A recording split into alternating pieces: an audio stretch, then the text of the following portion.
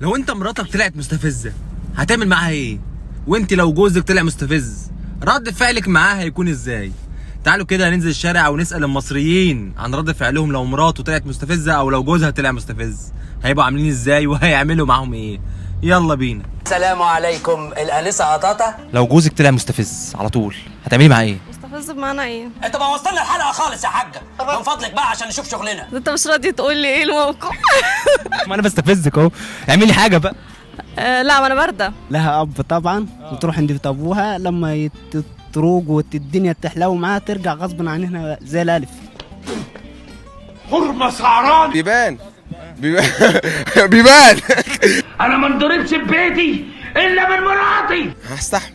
اصيل يا برحان، اصيل يا اخي. اديها بالجزمه اعمل ايه؟ انا عالمية يا ابني الكلب يا عاطي. في مثل شعبي بيقول يعني اصبر على جارك السوء، يا يرحل يا تجيله